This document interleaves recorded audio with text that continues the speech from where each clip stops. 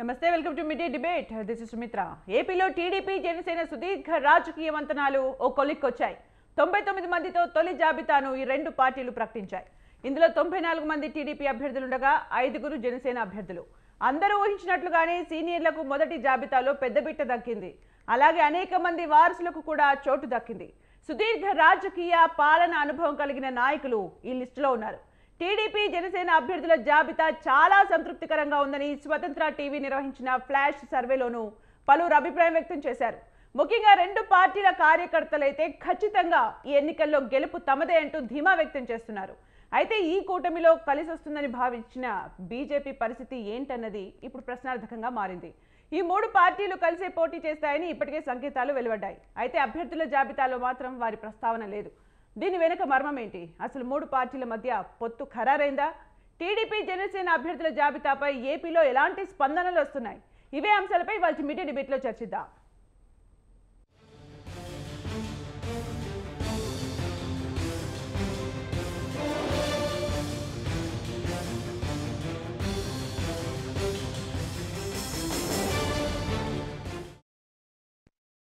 ఇక ఈ అంశంపై చర్చించడానికి మనతో పాటు జూమ్లో యాడ్ అవుతున్నారు టీడీపీ వాణిజ్య విభాగం అధ్యక్షులు డూండి రాకేష్ గారు. నమస్కారం అండి రాకేష్ గారు.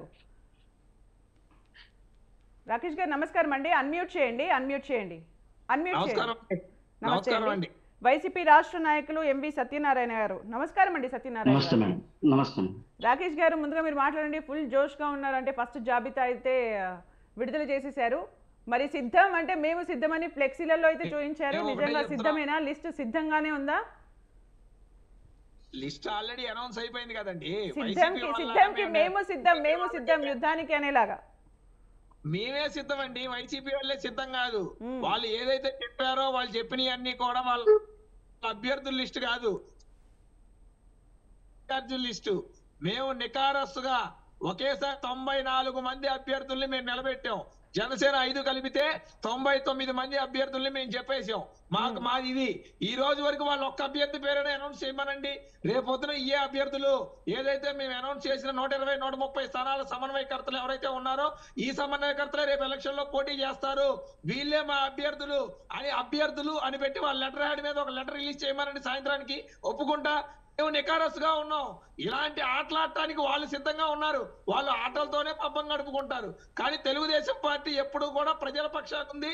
మా క్యాండిడేట్ల మీద, మా వ్యక్తుల మీద, మా వాటి మీద మాకు క్లియర్ గా మాకు ఒక అవగాహన ఉంది. ఎప్పుడు అనౌన్స్ చేయాలో మాకు తెలుసు. తెలుగుదేశం పార్టీ జనసేన కూటమి ఎంత బలంగా ఉందో తెలుసు.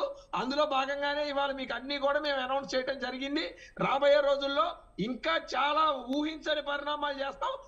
మంచి అభ్యర్థుల్ని ఎతికాము. ఆల్రెడీ మా నాయుడు గారు చెప్పినట్టు 1కి 2 సార్లు అన్ని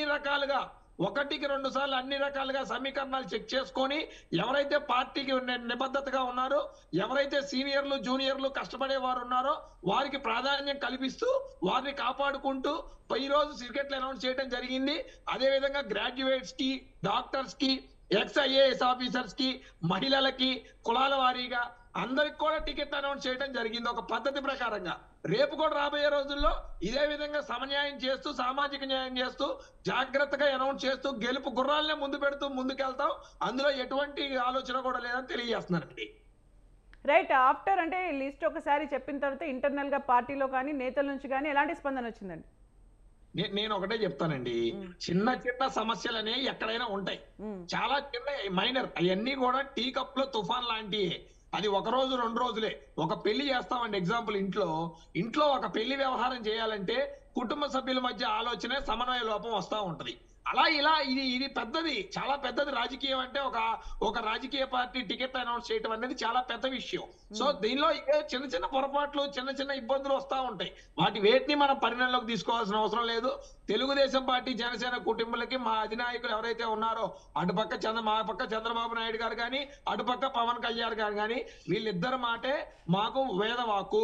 వారి మాట మేము శిరోధరంగా వహిస్తాము. ఏదైతే వాళ్ళు నిర్ణయించిన క్యాండిడేట్స్ కి ఖచ్చితంగా 100% ఓటు బదిలీ అవుద్ది.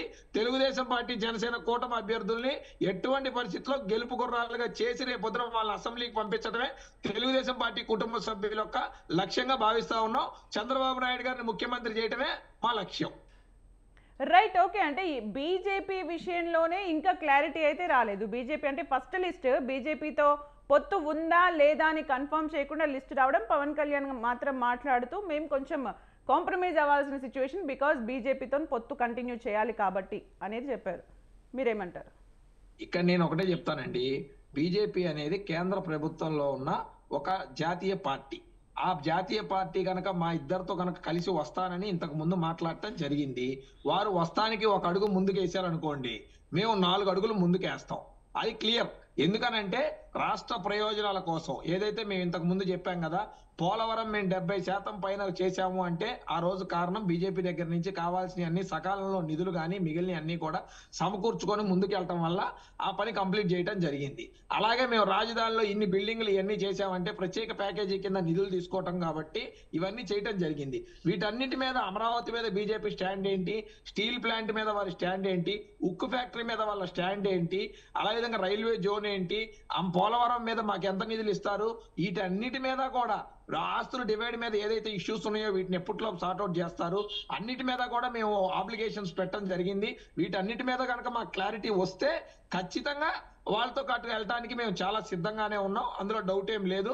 కాకపోతే మా ప్రయోజనం అంటే లాస్ట్ టైం ఎలక్షన్స్ లో బీజేపీ ఓట్ షేర్ చూస్తే చాలా తక్కువగా ఉంది కదా, మరి అంటే జగన్ ని ఓడించాలి అని ఒక ఉద్దేశంతో ఉన్నప్పుడు ఓట్ షేర్ తక్కువగా ఉన్న పార్టీతో వెళ్తున్నప్పుడు ఇన్ని సీట్లు ఇప్పుడు ఏవైతే పెండింగ్ లో ఉన్నాయో అందులో ఎన్ని సీట్స్ ఇస్తారో కూడా క్లారిటీ అయితే లేదు.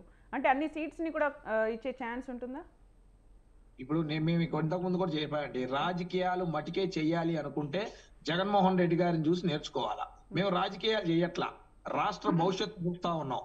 రాజకీయాల కోసం చేయట్లా, రాజకీయాలే చేయాలి అనుకున్నాం అనుకోండి, మాకెవరితో పని లేదు, మాకొద్దు, మా సీట్లు మా గెలుపులు మామే, రాష్ట్రం ఎటు సంకరాకపోయినా పర్వాలేదు, మా వాళ్ళు గెలవాలి, మేము అధికారంలో ఉండాలి, రాష్ట్రానికి ఏ న్యాయం జరగకపోయినా పర్వాలేదు అని పనిచేస్తాం.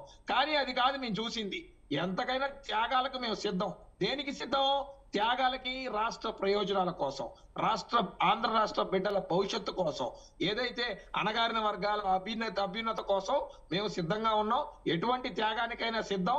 కానీ అట్ ద మీన్ టైం అటు పక్క నుంచి ఏమొస్తుంది రాష్ట్రానికి అనేది కూడా ఇంపార్టెంట్. వాటి మీదనే డిస్కషన్స్ పెండింగ్ ఉన్నాయి. ఒకవేళ వాళ్ళు సానుకూలంగా నిర్ణయం చేశారనుకోండి, మేము మొదటి సంవత్సరంలోనే మేము అనుకున్నట్టు ఇవన్నీ కూడా నిధులు కేటాయిస్తాం, అన్ని రకాలుగా సహకరిస్తాం. రేపు పొద్దున ఒకవేళ మీరు వస్తే ప్రభుత్వంలో కనుక ఈ అన్ని సహకారాలు మా ఆంధ్ర రాష్ట్రానికి అనుకున్నట్టుగా మేము అడిగినట్టుగా మాకు సహకరిస్తా అన్నారు అనుకోండి, ఏమైతే త్యాగం చేద్దామండి? ఆంధ్ర రాష్ట్ర భవిష్యత్తు కోసం కాకపోతే ఎవరి కోసం త్యాగం చేస్తాం? ఈ రోజు ఇక్కడ ఉన్న బిడ్డల కోసం, మన కుటుంబ సభ్యులు రేపు బాగుండాలంటే, వ్యాపారస్తులు, రైతులు, మహిళలు అందరి భవిష్యత్తు బాగుండాలంటే ఖచ్చితంగా త్యాగం చేద్దాం, తప్పేం లేదు దానిలో. కానీ రాష్ట్రానికి ఏం న్యాయం చేస్తారు అది కావాలి, రాష్ట్రానికి ఏం ఉపయోగం చేస్తారు అది, దాని మీద డిస్కషన్ పెండింగ్ ఉంది. ఆ డిస్కషన్ అయిన మనుక్షణం ఖచ్చితంగా అన్ని విషయాలు బయటకు వస్తాయి. మీ అందరి సమక్షంలో అన్ని విషయాలు తెలియజేస్తామని. ఓకే అండి. రాకేష్ గారు, మనతో పాటు జనసేన నాయకులు రేగడి లక్ష్మణరావు గారు అయ్యారు. నమస్కారం అండి లక్ష్మణరావు గారు. నమస్తే అండి. అలాగే ప్రముఖ రాజకీయ విశ్లేషకులు పురుషోత్తం రెడ్డి గారు. నమస్కారం అండి పురుషోత్తం రెడ్డి గారు. సత్యనారాయణ గారు, మీరు చెప్పండి. అంటే మేము కనీసం లిస్ట్ అయినా ఇచ్చాము, కేవలం సమన్వయకర్తలను మాత్రమే పెట్టింది వైసీపీ, ధైర్యంగా చెప్పమనండి వాళ్ళే మా అభ్యర్థులని, ఇంకా అభ్యర్థులనే ప్రకటించకుండా సిద్ధమని వారు అంటున్నారు. మీరేమంటారు? అట్ ద సేమ్ టైం మేము రాజకీయం చేయం, ప్రజల భవిష్యత్తే మాకు ముఖ్యం. మేడం, రాజకీయం చేయము, ప్రజల భవిష్యత్తే ముఖ్యం అనుకున్నట్లయితే అది జగన్మోహన్ రెడ్డి గారు ఆల్రెడీ ఆ రాజకీయం కాకుండా జనం ఆంధ్రప్రదేశ్ తాలూకా భవిష్యత్తుని ఆల్రెడీ పిల్లల రూపంలో తీర్చిదిద్దారు. Point number 1. భవిష్యత్తు కోసం ఈ నలుగురు కలిపి ఆంధ్రప్రదేశ్ ఎటు అయిపోయింది ఏమో అయిపోయింది అనుకుని ఆంధ్రప్రదేశ్ ప్రజల తాలూకా భవిష్యత్తు కోసం ఎక్కువగా ఆలోచించవలసిన నెసరిటీ అపోజిషన్ పార్టీ అయినటువంటి టీడీపీ జనసేన కూటమికి అవసరమే లేదు. ఇప్పుడు జనాలు ఏమనుకుంటున్నారు అంటే, మా తాలూకా ఏదైతే అభివృద్ధి పదం ఏదైతే ఉందో, ఏదైతే ఆంధ్రప్రదేశ్ భవిష్యత్ ఏదైతే ఉందో, ఆ భవిష్యత్ అనేది మా వైఎస్ జగన్మోహన్ రెడ్డి గారి వల్ల ఈ రోజు 75% నుంచి 94% వరకు పూర్తి అయ్యిందనే ఉద్దేశంతో మొన్న డైరెక్ట్ గా రాప్తాడులో జరిగినటువంటి కార్యక్రమం అవనియండి, తగరపోసలో జరిగినటువంటి ప్రోగ్రామ్ అవనియండి, నిన్న ఒంగోలులోని 20,000 ఇల్లు డిస్ట్రిబ్యూషన్ చేసిన దాంతో పాటు వచ్చినటువంటి పేద బడుగు బలహీన వర్గాల్లో మాట్లాడుకున్నటువంటి తాలూకాల విషయంలో కానీ మనం పరిగణలోకి కానీ తీసుకున్నట్లయితే 100%కి 1000% వాళ్ళ గెలుపు కోసం వాళ్ళు ఏదైతే కూటమి ఏదైతే ఉందో వాళ్ళ గెలుపు కోసం వాళ్ళు ప్రయత్నం చేసుకోవాలి తప్ప ఆంధ్రప్రదేశ్ ప్రజల భవిష్యత్తు కోసం కష్టపడి ఎక్సర్సైజ్ చేయవలసిన అవసరం కానీ నెసెసిటీ కానీ లేదని మరొకసారి సభాముఖంగా దిండి రాకేష్ గారికి చెప్తున్నాను. Point number 1. పాయింట్ నెంబర్ 2 ఏంటంటే రాకేష్ గారు ఇప్పుడు చెప్పారు బీజేపీ పొత్తు అనుకున్నాము, వాళ్ళు వస్తే రావచ్చు లేకపోతే లేదు, ఆ తర్వాత వాళ్ళు తేల్చుకుంటారు, మేము 2 సార్లు ట్రై చేసాము, పవన్ కళ్యాణ్ గారు కూడా వెళ్ళారు, మన నారా చంద్రబాబు నాయుడు గారు కూడా వెళ్ళారు, ప్రయత్నం చేశారు. ఇక్కడ బీజేపీ అనేది ఇక్కడ పొత్తుతోటి మేము వస్తామని చేస్తాం కానీ ఎక్కడ కూడా బీజేపీ మాట్లాడలేదు.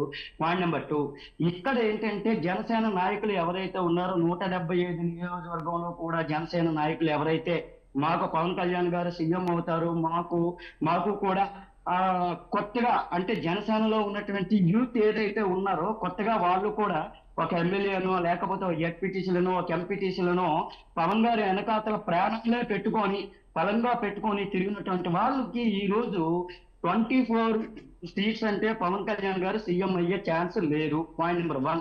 పాయింట్ నెంబర్ 2, ఇప్పుడు పవన్ కళ్యాణ్ గారు ప్రకటించినటువంటి 24 సీట్లు ఏవైతే ఉన్నాయో అందులోనే 5 ప్రకటించారు. మిగతావి ఏంటంటే ఈ 19 సీట్లు ఏవైతే ఉన్నాయో ఈ జగన్మోహన్ రెడ్డి గారి చంద్రబాబు నాయుడు గారు రాజకీయ చాణక్యం ఏదైతే ఉందో ఆ రాజకీయ చాణక్యంలో ఈ టీడీపీ నుంచి జనసేనలోకి వెళ్ళిన తర్వాత ఆ క్యాండిడేట్లనే మళ్ళీ ప్రకటించే ఉద్దేశం ఉండొచ్చు, ఉన్నది కూడాను. నెక్స్ట్ ఇంకొక మాట తిరిగి వస్తే మేడం, పోలవరంకి 75% వాళ్ళే కంప్లీట్ చేశామని చెప్పేసి దీన్ని రాకేష్ గారు అన్నారు. మనం మాట్లాడుకోవచ్చు, జగన్మోహన్ రెడ్డి పరిపాలన కోసం నేను మాట్లాడచ్చు, చంద్రబాబు నాయుడు గారి పరిపాలన కోసం ఆయన మాట్లాడచ్చు. కానీ పోలవరం అనేది 75% కాదండి, 25% నుంచి 50% వరకు రాంది. ఈ రోజు 85% వరకు జగన్మోహన్ రెడ్డి గారు ఎంత పర్సంటేజ్ ఫుల్ఫిల్ చేశారనేది షార్ట్ ఉంది. నెంబర్ 2. నెంబర్ 3, ఇప్పుడు అమరావతికి సంబంధించి ఏదైతే బిల్డింగ్లు కట్టించారని చెప్పేసి అనేది నిండి రాకేష్ గారు అయితే అన్నారో 100% అమరావతిలోని బిల్డింగ్లు అయితే కట్టారండి. ఎవరు అంటే వాళ్ళ తాలూకా బినామీలు ఎవరైతే ఉన్నారో వాళ్ళ తాలూకా అపార్ట్మెంట్ రియల్ ఎస్టేట్ కి సంబంధించినటువంటి రియల్ ఎస్టేట్ వ్యాపారానికి సంబంధించినటువంటి బిల్డింగ్లు తయారయ్యే తప్ప అమరావతి క్యాపిటల్ కి సంబంధించినటువంటి బిల్డింగ్స్ అయితే మాత్రం ఏ ఒక్కటి కూడా లేదని గుర్తించాలని మన ఢిల్లీ రాకేష్ గారికి నేను చెప్తున్నాను. ఈ రోజుకి ఇంకా ఇప్పటికి కావాలి అంటే ఇప్పటికిప్పుడే ఏదైతే సీట్లు అనౌన్స్ చేసి ఏదైతే చేశారో ఇప్పటికే ఆల్రెడీ 4-5 జనసేన నుంచి కానీ టీడీపీ నుంచి కానీ వైఎస్ఆర్సీపీలో చేరదనుకున్నారు. ఇంకా కావాలంటే ఎంతమంది వస్తారు అనే ఉద్దేశం ఏదైతే ఉందో రేపు డెబిట్ పెడితే మాకు ఎంతమంది ఇటుపక్క వస్తారో ఎంతమంది చూస్తారో అనేది కూడా తెలుస్తుంది కూడా మీకు. వీటన్నింటికి చెప్పారు, వీటన్నింటికి ఇప్పుడు సమాధానం అన్నింటికి చెప్పారు. రాకేష్ గారు ఇంకొక క్వశ్చన్ అడిగారు, అంటే లిస్ట్ గురించి. మేము లిస్ట్ వీళ్ళు అభ్యర్థులని మేము అనౌన్స్ చేశాము, వీళ్ళు మాత్రం ఇంకా సమన్వయకర్తలు అంటూనే చెప్తూ ఉన్నారు అని. మేడం ఇప్పుడు జగన్మోహన్ రెడ్డి గారికి లిస్ట్ అనౌన్స్ చేయాలంటే చిటికతో పని. ఇప్పుడు ఏదైతే అనౌన్స్ చేశారో 100%కి ఒక 95 to 98% అవే క్యాండిడేట్లు మాక్సిమం కన్ఫర్మ్ అయి ఉండొచ్చు అధిష్టానం ప్రకారంగా మాకు వచ్చే ఇన్ఫర్మేషన్ ప్రకారంగా. అయితే ఇప్పుడు ఏంటంటే జగన్మోహన్ రెడ్డి గారు లిస్ట్ అనౌన్స్ చేయడానికి గాబరా అంటే ఆలోచన విధానం లేకుండా ఫింగర్ టిప్స్ మీద అనౌన్స్ చేయగల క్యాపబిలిటీ ఉంది. ఎందుకంటే మాకు వీడికి ఇస్తే వాడుంటాడు, వాడికి ఇస్తే వీడుంటాడు, లేకపోతే వాడు వెళ్ళిపోతాడు, ఆ పార్టీ వాళ్ళు దెబ్బతినేస్తారు, ఆ కాన్స్టిట్యున్సీ నుంచి ఈ కాన్స్టిట్యున్సీకి చేయిస్తాము, ఈ కాన్స్టిట్యున్సీ నుంచి ఆ కాన్స్టిట్యున్సీకి చేయిస్తాము, ఏవైతే హెడేక్స్ ఉన్నాయో అవి మాకు లేవు. మాకు అపోజిషన్ లో ఉన్నటువంటి జనసేన టీడీపీకి సంబంధించినటువంటి కూటమి ఏదైతే ఉందో అక్కడ జనసేన నాయకులు జనసేన నియోజకవర్గాల్లో కొన్ని నియోజకవర్గాల్లో జనసేన నాయకులు కష్టపడి ఉన్న నాయకుల పరిస్థితి ఏంటనేది పవన్ కళ్యాణ్ గారు కూడా సమాధానం చెప్పుకోవడానికి కొంచెం కష్టతరంగా ఉంటుంది. అలాగే చంద్రబాబు నాయుడు గారి నియోజకవర్గంలో సూపర్ సీనియర్ ఎవరైతే ఉన్నారో బుచ్చ చౌదరి లాంటి వాళ్ళు ఈ టైప్ ఆఫ్ పెద్ద క్యాండిడేట్లు ఎవరైతే ఉన్నారో గంటా గారు వీళ్ళందరూ ఎవరైతే ఉన్నారో ఈ అతిరథ మహారాజులు రాజకీయ చాణక్యంలో ఉన్నటువంటి అతిరథ మహారాజులకి సీటు దక్కకపోతే ఏ నియోజకవర్గం పోతుంది ఏ నియోజకవర్గం ఉంటది అనే టెన్షన్ లోని వాళ్ళు తేల్చుకొని నియోజకవర్గంలో సీట్లు ఏర్పాటు చేసుకొని ఈ జగన్ గారి తుఫాన్ని తట్టుకోవడానికి, జగన్ గారికి వచ్చేటువంటి ఓటు బ్యాంకింగ్ ఉన్నటువంటి తుఫాన్ని సింగిల్ గా వచ్చే ఆయన్ని ఒక రేసు గుర్రాన్ని, మీరు ఇక్కడ టైటిల్ ఏం చెప్పారు, రేసు గుర్రాలు అన్నారు, కానీ రేసులో విన్ అయినటువంటి రేసు గుర్రాన్ని ఎదుర్కోవడానికి వీళ్ళు ఇంకా కూడా ఫైట్ అవుట్ అవుతున్నారు. మేము ఇక్కడ జనసేన గారు, మేడం 1 minute, ఇక్కడ మొన్న లాస్ట్ టైం మీటింగ్ లో పవన్ కళ్యాణ్ గారు ఏమని చెప్పారంటే, టీడీపీ బలహీనంగా ఉంది కనుక, బాబు గారు బలహీనంగా ఉన్నారు కనుక మనం సపోర్ట్ చేయవలసి వచ్చింది. మాక్సిమం మనకి 40 నుంచి 45 వరకు వచ్చే అవకాశం ఉంటది, మనం 45 వరకు మనం చేస్తాము, మనకి ఒక అవకాశాలు ఉన్నాయి అని చెప్పేసి అని జనసేన నాయకులు ఎవరైతే కొన్ని ఏవైతే మంచి నినాదాలో, లేకపోతే ఏదైతే నాయకుడు అంటే కష్టపడి పనిచేసే జన సైనికులు ఎవరైతే సైనికులు ఉన్నారో ఆ జన సైనికులు కూడా కొంచెం ఇబ్బంది పడే అవకాశంలో ఉన్నారు. ఇంకొక విషయం తేలవలసింది ఏంటంటే, 24 సీట్లలోని జనసేన 5 సీట్లే అనౌన్స్ చేసింది. మిగతా 19 సీట్లు అనేది ఎంతవరకు ఏ క్యాండిడేట్లు అనౌన్స్ చేస్తారు, ఇందులో ఎవరు ఉంటారు, ఎవరు పోతారు, ఏ సీనియర్ నాయకుడికి దక్కుతుంది, ఏ సీనియర్ నాయకుడు దక్కదనే ఉద్దేశంతో ఆలోచనతో ఉన్నారు. ఇందాక గుండి రాకేష్ గారు అన్నారు, మాకు సీట్లు ప్రకటించారు, చాలా జోష్ లో ఉన్నాము, చాలా దీనిగా ఉన్నామని. కానీ జనసేన నాయకులు అయితే మాత్రం ఎవరు జోష్ లో లేరు. చాలా ఓకే అండి. జనసేన నాయకులు లక్ష్మణ్ రావు గారి దగ్గరికి వెళ్దాం. లక్ష్మణ్ రావు గారు, 2024 డేట్ 24 సీట్స్ కూడా 24, ఇందులో ఏమైనా హిడెన్ సీక్రెట్ ఏమైనా ఉందా అండి? ఏం లేదండి. పవిత్ర గారు, ఈ రోజున పవన్ కళ్యాణ్ గారు ఒక చాలా మంచి నిర్ణయం తీసుకున్నారు. ఎంత మంచి నిర్ణయం అంటే, ఒక రాజకీయ పరిణతి గల చెందినటువంటి ఈ 10 సంవత్సరాల్లో ఆయన ఏదైతే చేసినటువంటి రాజకీయం ఈ రోజున కనబడింది. 24 సీట్లు అంటే మీరు తక్కువగా మీరు అనొచ్చు, వైఎస్ఆర్ పార్టీ వాళ్ళకి తక్కువ అనిపోయచ్చు. కానీ ఈ రోజున 24 సీట్లు అనేవి ఎక్కడైతే జనసేన పార్టీ బలంగా అభ్యర్థులు ఉన్నారో ఆ సీట్లలో ఖచ్చితంగా 99 100కి 100% మేము ఈ సీట్ని మనం గెలబోతున్నాం అన్ని సీట్ల వరకు మాత్రమే పవన్ కళ్యాణ్ గారు తీసుకున్నారు. ఎందుకంటే మేము 60-70 సీట్లు అడగొచ్చు, డిమాండ్ చేయొచ్చు, కానీ మీ తీసుకున్నటువంటి ఈ 60-70 సీట్ల వల్ల వైఎస్ఆర్ పార్టీకి లబ్ధి కోరుతుంది, ఇందులో నో డౌట్. మేము గెలవాలి అనే దానికంటే కూడా జగన్ గెలవకూడదు అనే క్యాలిక్యులేషన్స్ ఉన్నాయా? ఎస్, అవునండి. ఇక్కడ ఏంటంటే ఒకటేనండి, జనసేన టీడీపీ సంకీర్ణ ప్రభుత్వం యొక్క లక్ష్యం ఏంటంటే, ఎలాగైనా జగన్మోహన్ రెడ్డి గారిని గద్దె దింపాలి, ఎలాగైనా జగన్మోహన్ రెడ్డి గారు ఇంకోసారి రెండోసారి సీఎం అవ్వకుండా చేయాలి. ఈ రాష్ట్ర ప్రయోజనాల కోసం మాత్రమే మేము పొత్తు పెట్టుకున్నాం. ఈ రాష్ట్రంలో ఉన్నటువంటి ప్రజల భవిష్యత్తు కోసం, వాళ్ళ పిల్లల కోసం, అలా రైతుల కార్మికుల కోసం, అందరి కోసం మాత్రమే మేము పెట్టుకున్న పొత్తు రేపు రాబోయే తరాల కోసం మంచి భవిష్యత్తు ఇవ్వడానికి, రక్షణ కల్పించడానికి ఖచ్చితంగా ఈ కూటమి రావాలన్న ఉద్దేశమేనమ్మా. అంతేగాని మా సొంత ప్రయోజనాల కోసమో మా వ్యక్తిగత కారణాల కోసమో అయితే పవన్ కళ్యాణ్ గారు ఇంకా డిమాండ్ చేసి ఇంకా దీనిగా తీసుకెళ్లేవారు. కానీ ఇక్కడ వ్యక్తిగత కారణాలు చంద్రబాబు నాయుడు గారికి లేవు, పవన్ కళ్యాణ్ గారికి లేవు. ఓన్లీ ఇక్కడ రాష్ట్ర ప్రయోజనాల దృష్ట్యా మాత్రం వెళ్తున్నాం. రేపొద్దున అధికారంలోకి వచ్చిన తర్వాత ఎవరైతే పార్టీలకి కోసం కష్టపడ్డారో, ఎవరైతే పార్టీ జెండా మోసారో, ఎవరెవరైతే మన పార్టీని నమ్ముకొని ఖర్చు పెట్టుకొని 10 సంవత్సరాలు ఉన్నారో వాళ్ళందరూ కూడా రేపొద్దున అధికారం వచ్చిన తర్వాత వాళ్ళకి పార్టీలో సముచితమైన స్థానం ఉంటుంది. ఎవరిని కూడా విడిచిపెట్టే ప్రసక్తి లేదండి. ఎవరెవరి స్థాయిలో వాళ్ళకు ఉంటుంది. ఒకళ్ళు ఎమ్మెల్యే టికెట్ ఆశించిన వాళ్ళకి ఎమ్మెల్యే టికెట్ ఇప్పుడు రాకపోతే ఖచ్చితంగా వాళ్ళకి ఎమ్మెల్సీ ఇచ్చే పరిస్థితి ఏర్పడుతూ ఉంటుంది. నామినేటెడ్ పోస్టులు బోర్డు ఉన్నాయమ్మా, వన్నిటి కూడా ఏంటంటే పవన్ కళ్యాణ్ 1/3 అన్నారు. ఏవైతే మరి ఎంపీటీసీ జడ్పీటీసీ ఎలక్షన్ లో అలాగే ప్రెసిడెంట్ ఎలక్షన్ లో కూడా మనం గట్టిగా ముందుకు వెళ్తాం. ఈసారి ఓట్ అనేది ట్రాన్స్ఫర్ అవ్వాలి, జనసేన నుంచి టీడీపీకి అవ్వాలి, టీడీపీ నుంచి జనసేన పార్టీ అభ్యర్థులకు కూడా ఓటు ట్రాన్స్ఫర్ అయినప్పుడే మనం అధికారంలోకి వస్తాం. ఖచ్చితంగా మీరెవరు కూడా దీన్ని మీరు ఆధార్యపడవద్దు. మనం గెలిచే సీట్ల వరకు మనం ఖచ్చితంగా ఈ 3 పార్లమెంటరీ సీట్లు అలాగే ఈ 24 ఎమ్మెల్యే సీట్లు కూడా ఖచ్చితంగా మనం గెలవాల్సిన పరిస్థితి ఉంది. కాబట్టి మీ అందరూ కూడా సమన్వయంతో ముందుకెళ్ళండి. ఏ అభ్యర్థులు మనం ప్రకటిస్తామో ఆ అభ్యర్థుల పూర్తి మద్దతు టీడీపీ నుంచి ఓటు ట్రాన్స్ఫర్ అవ్వాలి, జనసేన పార్టీ నుంచి కూడా ఓటు ట్రాన్స్ఫర్ అయ్యి మనం గెలిపించుకోవాలని లక్ష్మణ్ రావు గారు, టీడీపీ జనసేన పొత్తు పైన చాలా క్లారిటీ ఉంది. అనౌన్స్ కూడా చేసేసారు. ఇక్కడ బీజేపీతో ఏదైతే లింక్ ఉందో అదే చాలా చాలా ఇంపార్టెంట్. అంటే పొత్తు ఉంటుందా ఉండదా, ఒకవేళ నిజంగా పొత్తు ఉంటే 175 సీట్స్కి సంబంధించి మీటింగ్స్ జరుగుతాయి, దాని తర్వాత మాకు ఇన్ని సీట్స్ అవి ఇవన్నీ అన్నీ జరుగుతాయి, సమావేశాలు జరుగుతాయి, అవన్నీ తర్వాత క్లారిటీ వస్తుంది. ఇప్పుడు చూస్తే 99 అనౌన్స్ చేశారు, 76 మాత్రమే ఉన్నాయి. ఇందులోనే మళ్ళీ బీజేపీకి ఇవ్వాలి, మరి బీజేపీ దానికి ఓకే చెప్తుందా చెప్పదా, ఇవన్నీ కూడా కన్ఫ్యూజన్స్ ఉన్నాయి. మీరేమంటారు? ఈ రోజున జనసేన టీడీపీ కలిపి 118 సీట్లు అనేది అనౌన్స్మెంట్ చేయడం జరిగింది. 94 టీడీపీ, అలాగే 24 వచ్చి జనసేన పార్టీ. సో ఇంకా మిగిలినవి 57 మాత్రమే. ఈ 57లో ఖచ్చితంగా ఏవైతే మరి బీజేపీ పార్టీకి ఇవ్వాల్సినటువంటి సీట్లలో ఇస్తారో కేటాయిస్తారు.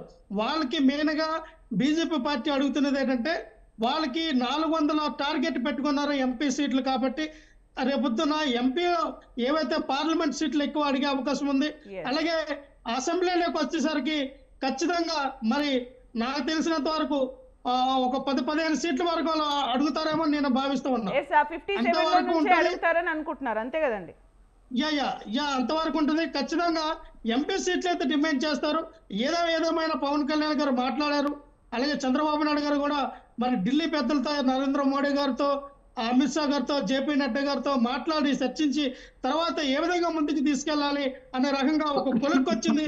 ఇది కూడా ఒక వారం రోజుల్లో ఫుల్ క్లారిటీ వచ్చేస్తుందమ్మా. జనసేన పార్టీలు ఇప్పుడు 5 అభ్యర్థులు ప్రకటించారు. మిగతా 19 మంది అభ్యర్థులు కూడా మరొక 2-3 రోజుల్లో పవన్ కళ్యాణ్ గారు ప్రకటించబోతూ ఉన్నారు.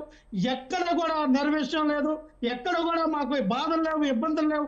జనసేన టీడీపీ కూడా మంచి ఉత్సాహంతో ఉంది. ఎందుకంటే ఫస్ట్ లిస్టే 118 స్థానాల్లో ఎక్కడైతే ప్రకటించారో ఖచ్చితంగా మరి ప్రజల్లోకి వెళ్ళడానికి జనసేన టీడీపీ కూడా సన్నద్ధమై రేపటి నుంచి కూడా ప్రజల్లోకి చాలా గట్టిగా బలంగా వెళ్తాం. వైఎస్ఆర్ పార్టీ వందంటది, ఎందుకంటే భయపడి వాళ్ళు మీరు ఒంటరికి రండి అంటారు. నిజంగానే వాళ్ళు ఈ రాష్ట్రాన్ని అభివృద్ధి చేస్తే వీళ్ళు చేసినట్టు సంక్షేమ పథకాలు ప్రజల్లోకి వెళ్తే తడిగొట్టేసుకుని తాడిపల్లి ప్యాలెస్ లో పడుకోవచ్చు. ఎందుకంటే వీళ్ళకి ఓటేస్తారని వీళ్ళు అంటూ ఉన్నారు కదా. సింగల్ వస్తే వీళ్ళకెందుకు, మింగిలయ్యే వస్తే వీళ్ళకెందుకు, పొత్తు పెట్టుకుంటే భయంతో లేవండి మేము అసలు. ఎవరు భయం అనేది రేపు 50 రోజుల తర్వాత కనబడుతుంది సార్. మీకు భయం, నాకు భయం లేదు. రేపొద్దున జగన్మోహన్ రెడ్డి గారు మీరు అన్నారు కదా సిద్ధం సభలో జగన్మోహన్ రెడ్డి గారు స్లీవ్స్ మడత పెట్టండి. మీకు స్లీవ్స్ మడత పెడతారు జగన్మోహన్ రెడ్డి అంటారు. అందరూ కూడా మీ బట్టలు, మీ ఫ్రాక్ లో, మీ షర్ట్లన్నీ మడత పెట్టుకొని పక్క రాష్ట్రానికి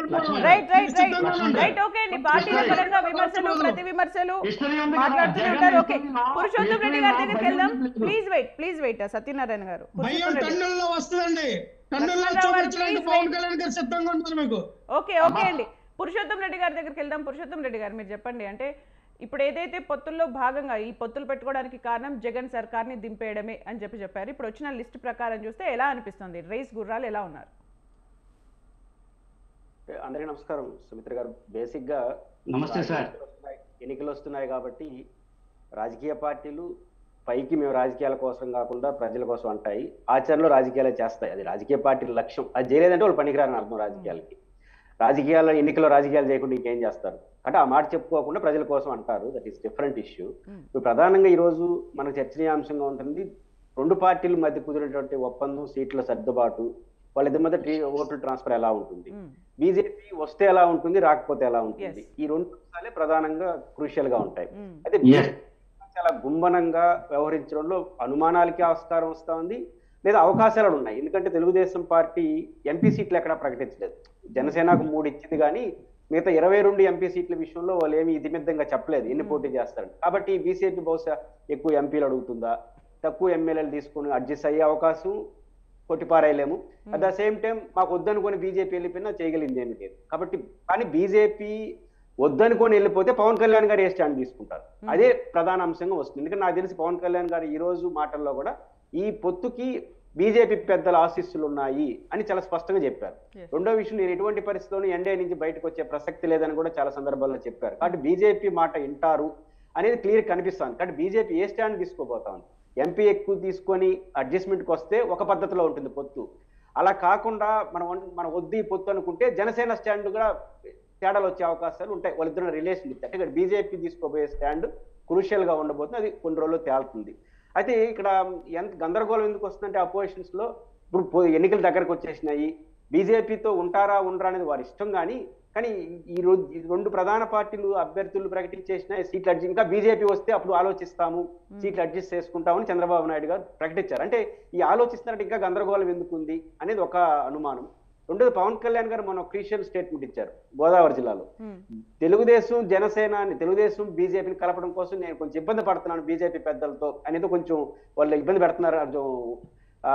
చివాట్ల అనే పదం ఇండైరెక్ట్ గా వాడారు వాళ్ళు పెద్ద అని. ఆయన అంత రిస్క్ తీసుకుంటున్నానని చెప్పాడు. అంటే బీజేపీ వాళ్ళకి అంత రిస్క్ ఎందుకు తీసుకోవాల్సి వచ్చిందంటే కొంచెం వాళ్ళకి ఇష్టం లేదా అనే ఒక అనుమానం. ఇప్పుడు చివాట్లు ఎందుకు పెడతారు? తమకి ఇష్టం లేని పని చెప్తేనే ఉంటారు. కాబట్టి బీజేపీకి ఇష్టం లేని పొత్తును కుదర్చగలరా? ఎందుకంటే అది దేశముదురు పార్టీ. ఆంధ్రప్రదేశ్ లో వాళ్ళకి 0.5% ఓట్లు ఉండొచ్చు, కానీ దేశంలో మళ్ళీ 3వ సారి అధికారానికి వచ్చే అవకాశం ఉన్న పార్టీ. కాబట్టి వాళ్ళు ఒకరు చెప్తే వింటారని నేను అనుకోను. వాళ్ళు ఏంటి అది ఒకటి. రెండోది, ఇక్కడ తెలుగుదేశం పార్టీ బీజేపీతో ఎందుకు పెట్టుకుంటుందో తెలుగుదేశం ప్రతినిధి గారు చెప్తున్నారు, కానీ బహుశా తెలుగుదేశం పార్టీ కార్యకర్తలు కూడా దాన్ని నమ్మరు. ఎందుకంటే బీజేపీతో పొత్తు పెట్టుకోవడానికి మేము ఇప్పుడు చర్చలు జరుగుతున్నాయి, ఈ రాష్ట్రానికి మీరేం చేస్తారని అడిగే క్రమంలో క్లారిటీ, పోలవరం కావచ్చు, రాజధాని విషయంలో ఆ ప్రసక్తి ఉంటుందని నేనైతే అనుకోను. బీజేపీ వాళ్ళు అలాంటి పరిస్థితుల్లో ఎవరికి లేరు. ఎందుకంటే వాళ్ళు దేశంలో ఆంధ్రప్రదేశ్తో సంబంధం లేకుండా 3వ సారి అధికారంలోకి రాబోతారు నా అంచనా ప్రకారం కూడా. అది మనకు అన్ని తేలుతున్నాయి. ఇప్పుడు వాళ్ళు ఒకరి సరదాలు పెట్టి తినే పరిస్థితులు వాళ్ళు ఉన్నారా? అది కుదరదు. పాయింట్ ఏంటంటే తెలుగుదేశం పార్టీ వ్యూహాత్మకంగా కూడా ఎందుకు బీజేపీతో పోతుందో తెలియదు. వాళ్ళు చెప్పే కారణాలు 2 కనిపిస్తున్నాయి. ఒకటి, మళ్ళీ బీజేపీ అధికారంలోకి వచ్చే అవకాశం ఉంది కాబట్టి, ఈ రాష్ట్రానికి కేంద్రం అవసరం ఉంది కాబట్టి వాళ్ళు పైకి చెప్తున్నారు. నా పాయింట్ ఏంటంటే ఇది సక్సెస్ కాదు. ఈ పాయింట్కి పెద్ద విలువ కూడా లేదు. ఎందుకంటే 2014 నుంచి 2019 వరకు ఒక అనుభవం ఉంది. జనసేన, తెలుగుదేశం, బీజేపీ కలిసి పైపించి పొత్తు కేంద్ర రాష్ట్రాల్లో మంత్రులు కూడా ఉన్నారు ఇద్దరు. జగన్మోహన్ రెడ్డి గారు 19 నుంచి 24 వరకు ఒక అవగాహన. అంటే ఈయన పొత్తులో లేకుండా సంబంధాలు. ఏం బీజేపీ తేడా వచ్చేసింది? ఇప్పుడు 2019లో జగన్మోహన్ రెడ్డి గారు అనధికారికంగా బీజేపీతో బాగుండాడు అనేది ఒక విమర్శ, కానీ పైకి మాత్రం మాకు సంబంధం లేదంటారు. కానీ మొత్తం మీద ఇది ఒక ఎక్స్పీరియన్స్ ఉంది కదా. రేపు జగన్మోహన్ రెడ్డి మళ్ళీ గెలిచినా ఇదే ఎక్స్పీరియన్స్ కొనసాగుతుంది 24 నుంచి 29 వరకు. కాబట్టి ఈ 19 నుంచి 24 వరకు ఏమి రాష్ట్రం నష్టపోయింది కేంద్రం నుంచి, 14 నుంచి 19 వరకు ఏం అదనంగా సాధించారని తెలుగుదేశం చెప్పాలి కదా. చెప్పలేరు. ఎందుకు చెప్పలేరు? పోలవరం ఉంది. పోలవరం ఒక అమరావతి రాజధాని విషయంలో ఇంకా ఈ 3 రాజధానులు గందరగోళం ఉంది కాబట్టి నిధులు రాలేదు. కానీ ఎందుకంటే రాజధాని క్లియర్ కాకుండా నిధులు ఇవ్వరు. మిగతా అన్ని విషయాల్లో గత ప్రభుత్వం కన్నా ఈ 19 నుంచి 24 ఎక్కువ నిధులు వచ్చాయి. నేను లెక్కలతో సహా చెప్పగలను. పోలవరంతో సహా. పోలవరంలో ఈయన అడ్వాన్స్ 12,000 కోట్లు ఇస్తున్నారు. ఈయన అడ్వాన్స్ వీళ్ళు ఖర్చు పెట్టి 2,000 కోట్ల కోసం 39 నెలలు తిరిగారు దేవిని మామయ్య గారు. ఆయన చెప్పుకున్నాడు కదా, కాళ్ళు చెప్పులు అడిగాడు తిరిగాం ఢిల్లీలో బిల్లుల కోసం. ఇప్పుడు ఆ పరిస్థితి ఏం కనబట్ట, పెట్టింది వచ్చేస్తా ఉంది. రెండోది, 32 లక్షల మందికి ఇళ్ల పట్టాలు ఇస్తే దాంట్లో 22 లక్షలకి దేశంలో ఎక్కడ లేకుండా ఇచ్చారు. 10,000 కోట్ల రూపాయలు లోటు బడ్జెట్. అంటే నేనేమంటానంటే 14 నుంచి 19 వరకు మీరు ఏదైతే బీజేపీతో బాగున్నారో దాని కారణంగా వచ్చిన ప్రయోజనం కన్నా ఆంధ్రప్రదేశ్కి 19 నుంచి 24 వరకు అసలు వాళ్ళతో సంబంధం ఉందా లేదా అనే పొత్తుతో కొనసాగుతున్న జగన్ గారి పాలనలు ఎక్కువ వచ్చాయి కదా. మరి ఎట్లా మీరు బీజేపీ పొత్తు పెట్టుకోకపోతే ఈ రోజు నష్టం వస్తుందని చెప్తారు? పైపించి బీజేపీ అన్ని విషయాలు క్లియర్ చేసేసింది. ప్రత్యేక హోదా వస్తూనే లేదు, తోసిపారేసినారు.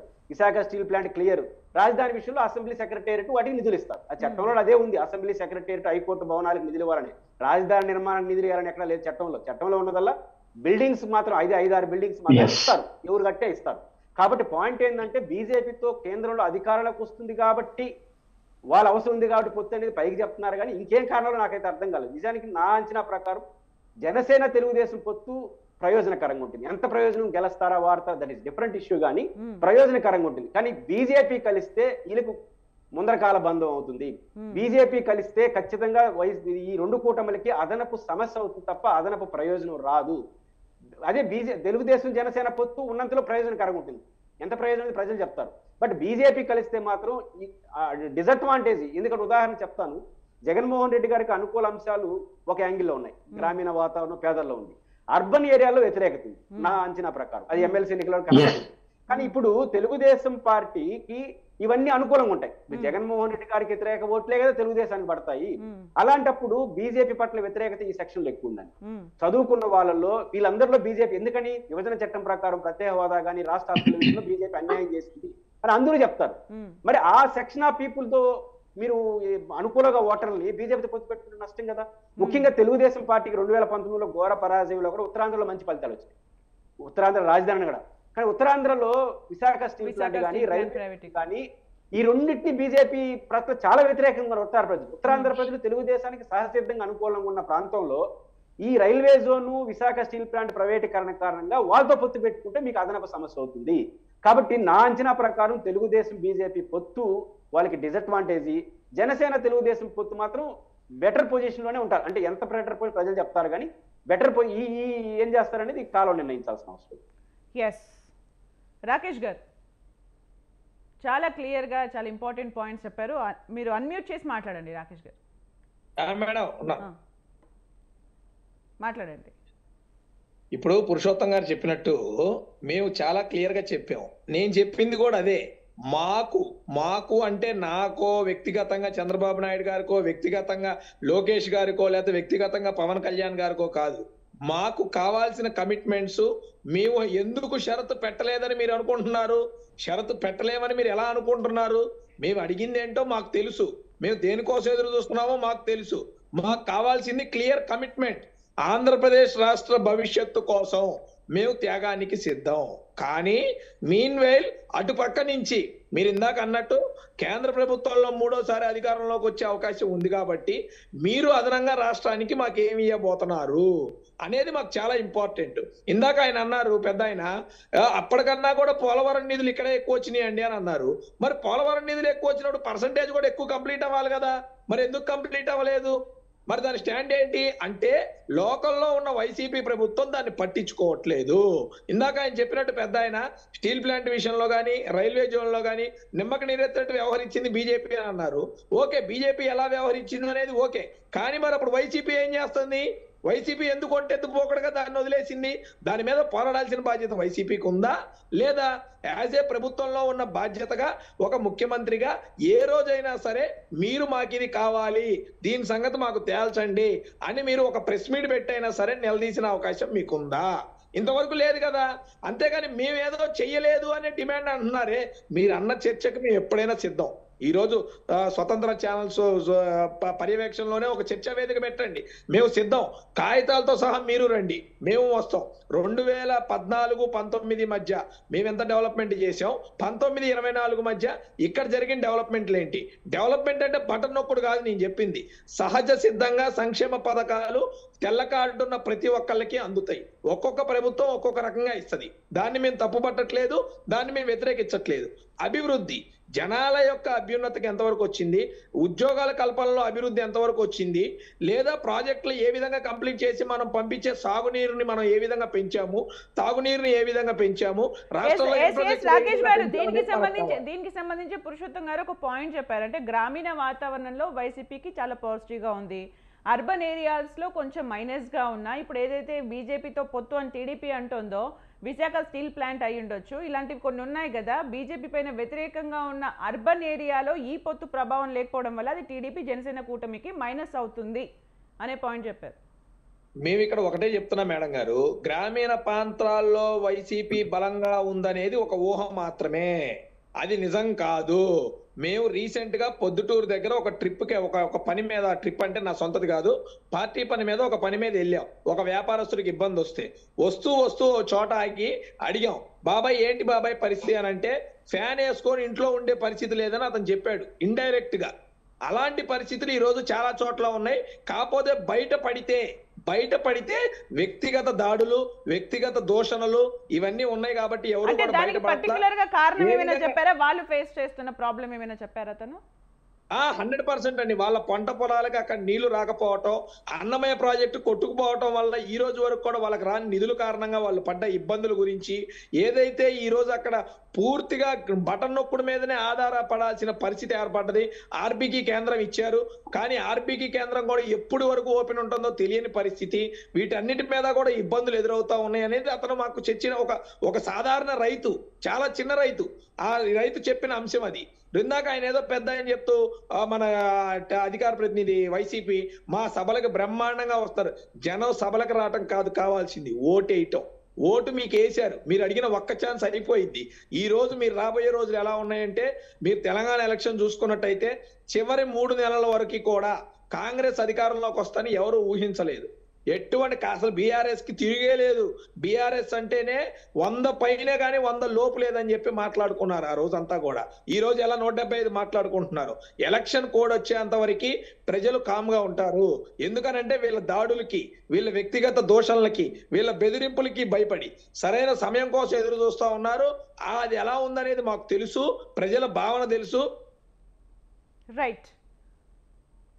సత్యనారాయణ గారు మీరు మాట్లాడంటే వైసీపీ సమన్వయకర్తలు ఇన్ఛార్జ్లను ఏదైనా చెప్పినా అక్కడ సిట్టింగ్లకు ఛాన్స్ ఇవ్వకపోవడం, ఇప్పుడు టీడీపీ లిస్ట్ ఏదైతే ఇచ్చినో అందులో మోస్ట్లీ ఎక్కువ శాతం సిట్టింగ్లకు ఇవ్వడం, అట్లాగే మహిళలకు, ఎస్సీ ఎస్టీ కొత్త మొఖాలు కూడా 23 మందికి ఇవ్వడం, ఇవన్నీ కూడా ఓకే అండి. రాకేష్ గారు మీరు ఓకే. సత్యనారాయణ గారు ఇవన్నీ కూడా టీడీపీ జనసేన కూటమికి పాజిటివ్గా కనిపించే అంశాలుగా కనిపిస్తున్నాయి, మీరేమంటారు? పాజిటివ్ గా అంటే ఇప్పుడు మన బిందు రాకేష్ గారు మాట్లాడేటప్పుడు ఏంటంటే వైఎస్ జగన్మోహన్ రెడ్డి గారు వైసీపీ నాయకులు మాట్లాడేటువంటి ఏవైతే మాటలు కానీ లేకపోతే చేతలు కానీ వాళ్ళవి ఇలాగే చంద్రబాబు నాయుడు గారు, మన బిందు రాకేష్ గారు, నారా లోకేష్ గారు మాటలు కానీ ఆలకించినట్లయితే వీళ్ళుగా లేని అపోహని క్రియేట్ చేసేటట్టుగా మాట్లాడుతుంటారు. మా లోకేష్ గారు కూడా మాట్లాడతారు, ఇప్పుడే నేను ఒక అప్పని కలిశాను, అబ్బాయి వచ్చి పెన్షన్ రాలేదు నేర్చింది, ఇప్పుడే నేను చెంపు పట్టుకొని బయటికి వెళ్తే ఆ రైట్ వచ్చి వాటర్ ట్యాప్ లో రాలేదు, వీళ్ళుగా ఎవరు ఏదన్నా ఉండండి రాకేష్ గారు, మీరు మాట్లాడేటప్పుడు నేను మాట్లాడలేదు. సాక్ష్యాలు ఉండే మాట్లాడతాం సార్. మీరు రాదు. మీ ముఖ్యమంత్రి స్టూపిడ్ లో ఫీల్ అవ్వకండి సార్, స్టూపిడ్ లో ఫీల్ సార్, స్టూపిడ్ లాగా మాట్లాడకండి. మీరు మాట్లాడేటప్పుడు నేను మాట్లాడలేదు. రాకేష్ గారు ఆల్రెడీ సత్యనారాయణ కంటిన్యూ చేయండి. రాకేష్ గారు please wait. Satyanarayana garu time waste చేయకూడదు ప్లీజ్. మీ పాయింట్స్ ఏమైనా ఉంటే చెప్పండి. రాకేష్ గారు ప్లీజ్ వెయిట్ మాట్లాడండి. రాకేష్ గారు మాట్లాడేటప్పుడు నేను మాట్లాడలేదు. దయచేసి నేను మాట్లాడేటప్పుడు మాట్లాడదండి. నేనేమైనా మాట్లాడితే ఎగ్జాంపుల్స్ మీరు ఎగ్జాంపుల్స్ గా ఏవైతే చూపిస్తున్నారో అవి అభ్యంతరకరంగా ఉన్నాయనేది రాకేష్ గారు చెప్తున్నారు. సత్యనారాయణ గారు ప్లీజ్ మీకు అడిగిన క్వశ్చన్స్ ఆన్సర్ చేయండి. రాకేష్ గారు ప్లీజ్ వెయిట్ అండి. ఇద్దరు మాట్లాడితే ఏం వినిపించట్లేదు. రాకేష్ గారు ప్లీజ్ వెయిట్, మీరు ఆగండి. సత్యనారాయణ గారు మీరు ఎగ్జాంపుల్స్ సెన్స్ లేని వాళ్ళని కూర్చోబెడితే ఎలాగా ఉంటుంది మేడం? సత్యనారాయణ గారు ఓకే ఆ టాపిక్ తను మాట్లాడరు తను కామ్ గానే ఉన్నారు. మిమ్మల్ని అడిగిన వాళ్ళు ప్లీజ్ సమాధానం చెప్పండి. ఎగ్జాంపుల్స్ కొంచెం మంచిగా ఉండేలా చూడండి అంతే. ఈ రోజు ఏదైతే ఉందో చంద్రబాబు నాయుడు గారికి కానీ, ఈ దుష్ట చతుష్టానికి కానీ, లోకేష్ గారికి కానీ, టీడీపీ నాయకులకు కానీ వీళ్ళకి ఒకటే, అక్కడ రోడ్డు అంటే వెళ్ళేటప్పుడు మాట్లాడాము, మాకు కంప్లైంట్ వచ్చింది, ఈ రోడ్డు అంటే వెళ్ళేటప్పుడు మాట్లాడాము, ఒక అబ్బ చెప్పింది, ఒక తాత చెప్పాడు అని టైప్ ఆఫ్ వీళ్ళుగా క్రియేట్ చేసుకొని వీళ్ళుగా న్యూస్ పేపర్లో కొట్టించుకొని మిస్గైడ్ చేసేటువంటి రాజకీయం వీళ్ళది. జగన్మోహన్ రెడ్డి గారి రాజకీయం ఏంటి? నేను ఇది చేశాను, నేను ఇది చెందాను, నచ్చితే చెయ్యండి లేకపోతే లేదన్న కేపబిలిటీ ఉన్నటువంటి మా నాయకుడు కోసం ఇలాగా మాట్లాడడం, ఆయనకు వాళ్ళే క్రియేట్ చేసుకోవడం అనేది రాకేష్ గారికి మాట్లాడడం రాదేమో బహుశా నేను అనుకుంటున్నాను. అది కొంచెం ఏంటంటే కామన్ సెన్స్ గా మాట్లాడడం ఫస్ట్ నేర్చుకోండి. ఇక్కడ మేము చెప్పేది ఏంటంటే ఈ రోజు ఆర్బీకేలో కానీ లేకపోతే సచివాలయంలో కానీ ఎక్కడికి వెళ్ళినా రెవెన్యూ డిపార్ట్మెంట్ తో సంబంధం లేకుండా ఈ రోజు ప్రతి వ్యక్తికి కూడా అక్కడ సేవల్ని అందజేస్తున్నారు వాలంటరీ వ్యవస్థ ద్వారా, సచివాలయాల ద్వారా. దాని మీద మాకు పూర్తి నమ్మకం ఉంది. ఆ నమ్మకం గెలుపు 175 ఉంది కనుక మేము ఎవరితో పొత్తు పెట్టుకోకుండా ధైర్యంగా మేము ఉన్నాము. మీరు ఈ రోజు 0+ అని చెప్పేసి అని పొత్తు పెట్టుకొని పవన్ కళ్యాణ్ గారు టీడీపీ బలహీనంగా ఉంది కనుక నేను పొత్తులోకి వచ్చానని ఆయన అంటాడు. ఈ దిండి రాకేష్ వచ్చి మా చంద్రబాబు నాయుడు తోపు, మా పప్పు గారి తోపు అని చెప్పేసి నేను అంటారు. ఏంటి మేడం మొన్న డిబేట్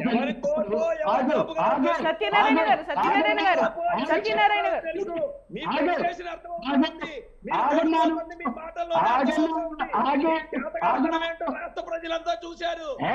టెన్షన్ మాట్లాడవే, నువ్వు టెన్షన్ మాట్లాడవే. ముఖ్యమంత్రిని పక్కన పెట్టి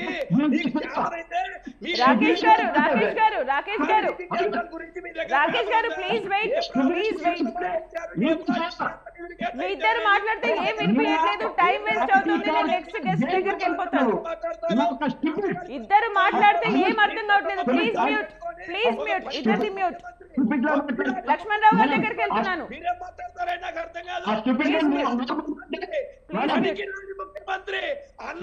రాకేష్ గారు ప్లీజ్ వెయిట్ అండి, మాట్లాడివ్వండి సత్యనారాయణ గారిని.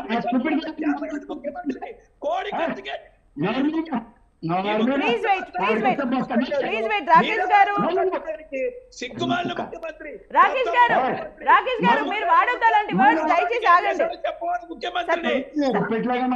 సత్యనారాయణ గారు ప్లీజ్ వెయిట్, ఇద్దరు ఆగండి. లక్ష్మణ్ రావు గారు మీరు మాట్లాడండి. అంటే బీజేపీతో పొత్తు కోసం చాలా కష్టపడుతున్నాను అని పవన్ కళ్యాణ్ చెప్తున్నారు. అలాంటి సందర్భం ఎందుకు, అంత కష్టపడడం ఎందుకు, అట్ ద సేమ్ టైం అంత కష్టపడుతూ కూడా 24 సీట్లు ఎందుకు తీసుకోవడం? ఇందాక క్లియర్గా చెప్పానండి నేను. మేము 60-70 సీట్లు తీసుకుని వైఎస్ఆర్ పార్టీకి లబ్ధి చేకూర్చడం కన్నా ఎక్కడైతే బలబలాలు ఉన్నాయి, ఎక్కడైతే మేము 100% మేము గెలగలమో అటువంటి నియోజకవర్గాలు సార్ట్అవుట్ చేసి పవన్ కళ్యాణ్ గారు ఈ రోజున తీసుకున్నారు. ఎందుకంటే చిన్న అవకాశాన్ని కూడా వదులుకోవడానికి మేము ఈరోజు సిద్ధంగా లేవండి.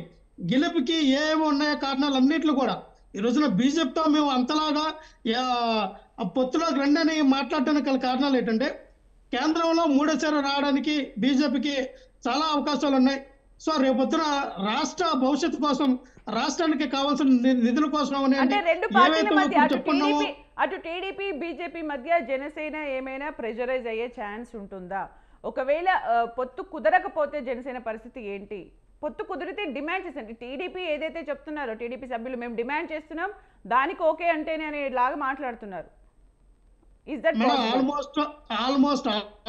ఆల్మోస్ట్ నాకు తెలిసినంత వరకు బీజేపీ కూడా మా కూటమిలోకి వస్తుంది. 3 పార్టీలు కూడా కలిసి వెళ్తున్నాయి రేపొద్దున ఎలక్షన్లకి, అందులో నో డౌట్. ఇక్కడ డిమాండ్లు ఎవరు డిమాండ్ పెట్టండి, ఎవరు పెట్టినా టీడీపీ పెట్టినా జనసేన పెట్టినా ఈ రాష్ట్ర ప్రయోజనాల కోసం మాత్రమే డిమాండ్లు పెడతాయి. అది కేంద్ర ప్రభుత్వం కూడా తెలుసు. ఖచ్చితంగా అధికారంలోకి ఇక్కడ జనసేన టీడీపీ బీజేపీ కూటమి వస్తే రేపొద్దున బీజేపీ కేంద్రంలో వస్తే ఖచ్చితంగానే ఈ రాష్ట్ర ప్రయోజనాలు ఇందాక ఏవైతే మాట్లాడుతూ ఉన్నామో పోలవరం ప్రాజెక్టు కూడా అర్ధాంతరంగా మధ్యలో ఆగిపోయింది కాబట్టి అది పూర్తి అవ్వడానికి అవకాశం ఉంటుంది. ప్రత్యేక రైల్వే జోన్కి ఇప్పటి వరకు కూడా 53 ఎకరాలు కేటాయిస్తే ప్రత్యేక రైల్వే జోన్ మేము ఇస్తామంటే ఇంతవరకు కేటాయించలేదు రాష్ట్ర ప్రభుత్వం. అది కూడా సఫలం అవుతుంది. ఇక్కడ విభజిత ఆంధ్రప్రదేశ్ తర్వాత 2 పార్టీలు అంటే టీడీపీ పరిపాలించింది, వైసీపీ పరిపాలించింది, సెంట్రల్లో మాత్రం బీజేపీ ఉంది. 2 దఫాలుగా చూస్తుంటే 19th నుంచి ఇప్పుడు చూసినా ఈ పీరియడ్స్లో చూస్తే ఎక్కువగా కూడా జగన్ సర్కార్ ఉన్నప్పుడే వాళ్ళు పొత్తులో లేనప్పటికీ కూడా సెంట్రల్ నుంచి రావాల్సిన నిధులు సమకూరాయి అని చెప్తున్నారు. మీరేమంటారు? ఎక్కడెక్కడ ఎంత తీసుకొచ్చారు అసలు? సెంట్రల్ గవర్నమెంట్ నుంచి జగన్మోహన్ రెడ్డి గారు ఎన్ని నిధులు తీసుకొచ్చాడో పబ్లిక్ డొమైన్లో పెట్టమనండి, ఒక లిస్ట్ సార్ట్అవుట్ చేసి చూపించమనండి.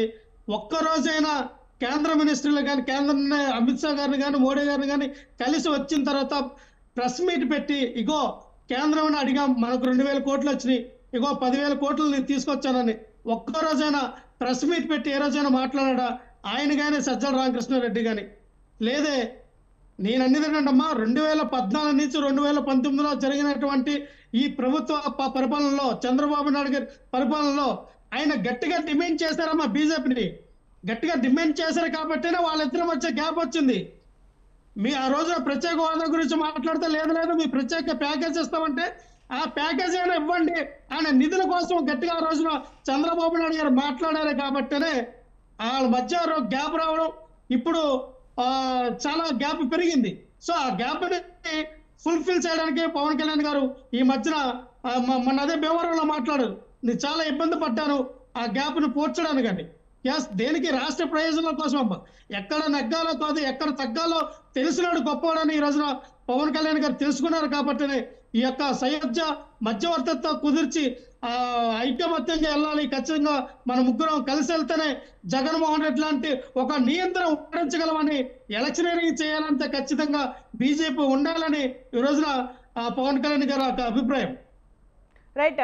పురుషోత్తం రెడ్డి గారు, మీరు చెప్పండి, అంటే టీడీపీ జనసేన లిస్ట్ వచ్చిన తర్వాత సీనియర్లకు పెద్దపీట వేయడం, అలాగే వారసులకు కూడా కొంతమందికి అవకాశం కల్పించడం, ఎస్సీ ఎస్టీ సమీకరణాలు, 23 మంది కొత్త అభ్యర్థులు, ఇవన్నీ కూడా లిస్టులో కనిపిస్తున్నాయి. సిట్టింగ్లకు కూడా ప్రాధాన్యత ఇవ్వడం అనేది చూసాం ఇక్కడ. అంటే కంపారిటివ్లీ వైసీపీ అభ్యర్థుల్ని ప్రకటించకపోయినా సమన్వయకర్తలుగా చెప్తూ వస్తుంది. కంపారిటివ్లీ చూస్తే వ్యూహాత్మకంగా లిస్ట్ వచ్చింది అని అనుకోవచ్చా టీడీపీది? అంటే రెండు అంశాలు ఉన్నాయి. ఒకటి టీడీపీ లిస్టు మాట్లాడే ముందు ఇంతకుముందు తెలుగుదేశం జనసేన మిత్రులు ఒక 2 అంశాలు ప్రస్తావించారు. నేను చెప్పిన అంశాల ఆధారంగా తీసుకొని. ఇప్పుడు జనసేన ప్రతినిధి మాట్లాడేటప్పుడు ఒక మాట అన్నాడు, 2014 నుంచి 2019కి ఎంత వచ్చినాయి, 2019 నుంచి 2024 ప్రెస్ మీట్ పెట్టండి. పవన్ కళ్యాణ్ గారు ఇచ్చిన స్టేట్మెంట్లే దానికి ఆధారం, దానికి లెక్కలు అవసరం. 2014 నుంచి 2019 end of the day Pawan Kalyan garu ఇచ్చిన స్టేట్మెంట్ ఏంది, ఆంధ్రప్రదేశ్ ప్రజలకు 2 పాచిపోయిన లడ్లు ఇచ్చింది బీజేపీ అని చెప్పాడు. అంటే ఎండ్ వాళ్ళు 14 నుంచి 19, అది మీరు కలిసే ఉన్నారు కదా, కలిసి ఉండి ఈ అన్యాయం చేశారు కాబట్టి నేను బయట వచ్చేస్తాను వచ్చినాడు. ఈ రోజు పవన్ కళ్యాణ్ గారు ఏమంటున్నారు, కేంద్రం నుంచి మంచిగా సహకారం వచ్చినా జగన్ సరిగ్గా చేయలేదు అంటున్నారు. తేడా ఉందా? అంటే 2014 నుంచి 2019 వరకు మీరు మోసం చేశారు కాబట్టి అని ఆయనే అన్నాడు. ఇప్పుడు కేంద్రం భాగిస్తున్న, ఇప్పుడు తెలుగుదేశం ప్రతినిధి మాట్లాడేదంటే అదే తోనే వాళ్ళు భాగిస్తున్నా కూడా వీళ్ళు సరిగ్గా చేయట్లేదు అంటే అర్థం ఏమిటి? భాగిస్తున్నారు కదా, ఒక పాయింట్ అయిపోయింది కదా.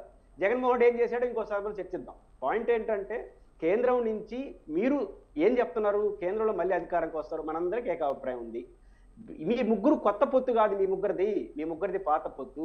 2014 నుంచి 19 వరకు మీ ముగ్గురు కాంబినేషన్ నడిచింది. ఆ నడిచినప్పుడు రాష్ట్ర ప్రజల ముందుకు 2 ఉన్నాయి. 4 ఏళ్ళు విపరీత సావాసం, 1 సంవత్సరం విపరీత పోరాటం. దాని ద్వారా ఆంధ్రప్రదేశ్ చాలా నష్టపోయిందని ప్రజల ముందున్న అంచనా. ఎందుకంటే 4 ఏళ్ళు ఏగా వాళ్ళతో ఒప్పుకునేవి కూడా చంద్రబాబు నాయుడు గారు బీజేపీ పైన. సంవత్సరం తర్వాత చివరిలో ఇచ్చలవిడిగా మాట్లాడారు. ఫలితం ఏమైంది? ఎంత వచ్చింది? ఖచ్చితంగా 2014 నుంచి 19 కన్నా 19 నుంచి 24 వరకు ఎక్కువ వచ్చింది.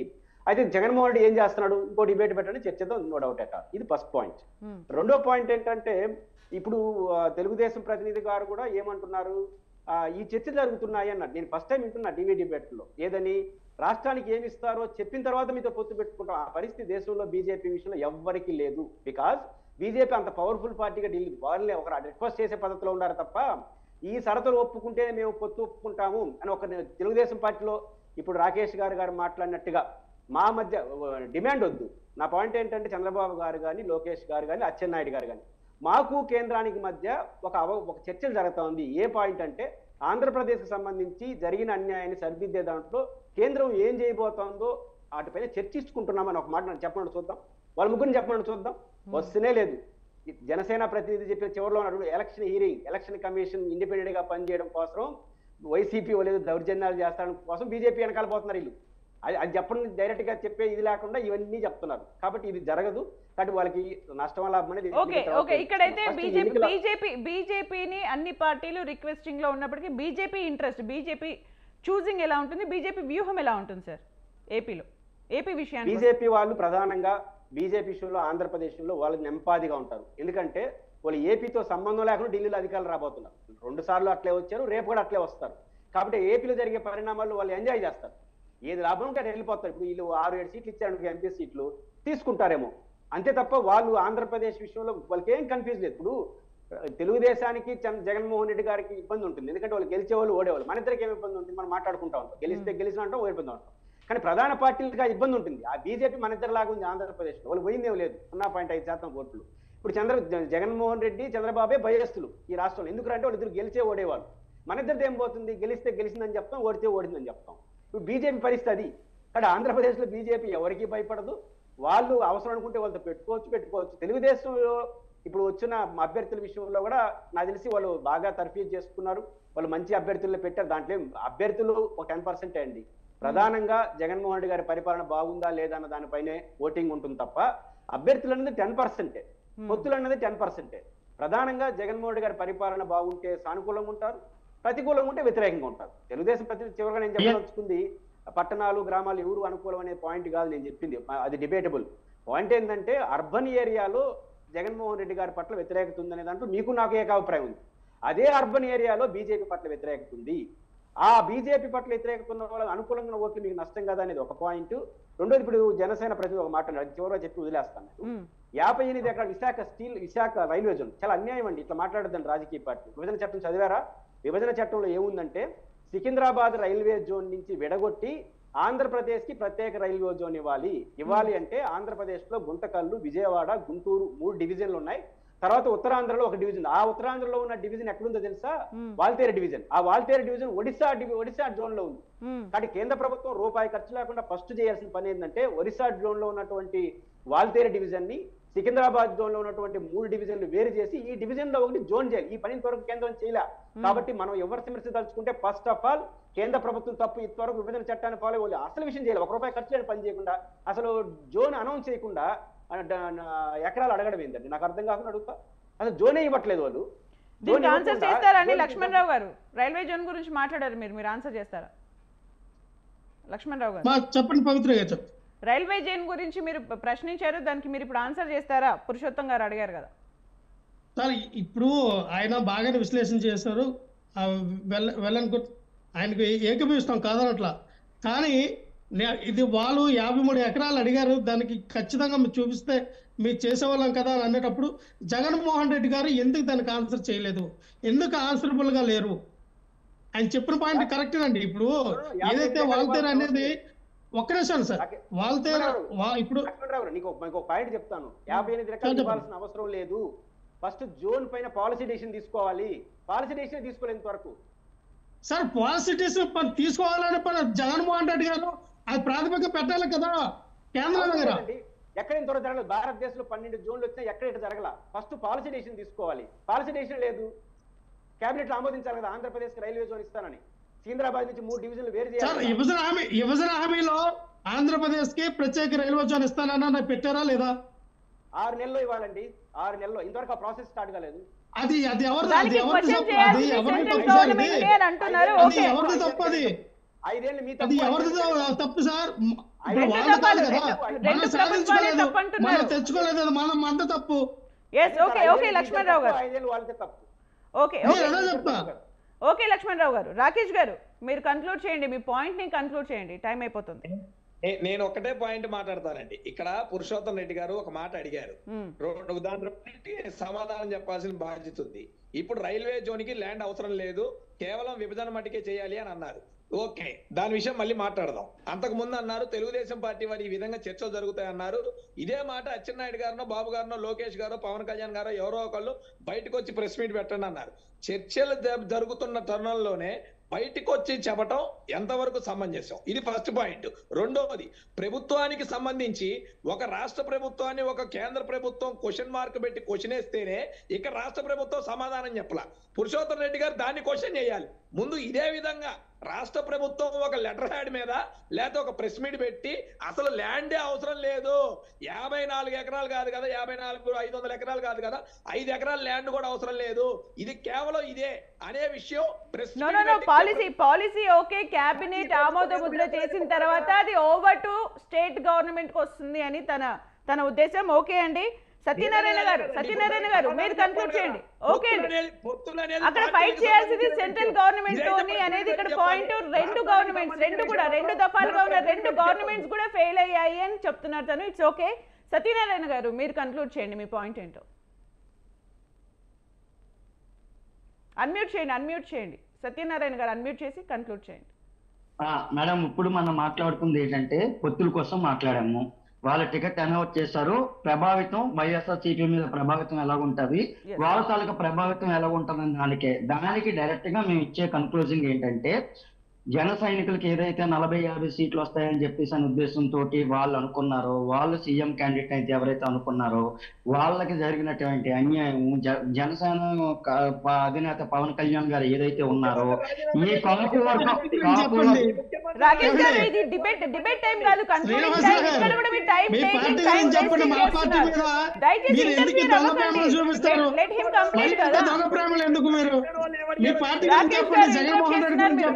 కాపు ఇంతవరకు క్యాండిడేట్ లిస్ట్ కన్క్లూడ్ చేయనియట్లేదు. మీకు కన్క్లూడింగ్ పాయింట్ ఇచ్చినప్పుడు పక్క వాళ్ళ కన్క్లూడింగ్ పాయింట్ లోకి ఎలా రాకూడదు. ఓకే. పవిత్ర గారు సవతి తల్లి ప్రేమ చూపించకూడదండి. సవతి తల్లి ప్రేమ చూపించకూడదు. Yes, yes, yes. Okay, okay. Okay okay thank you అండి సత్యనారాయణ గారు, లక్ష్మణ్ రావు గారు, రాకేష్ గారు, పురుషోత్తం రెడ్డి గారు, మీ టైంని కేటాయించి మీ పాయింట్స్ని చాలా క్లియర్ కట్గా తెలియజేసినందుకు. ఇది వాటి media debate. News updates coming up. Stay tuned.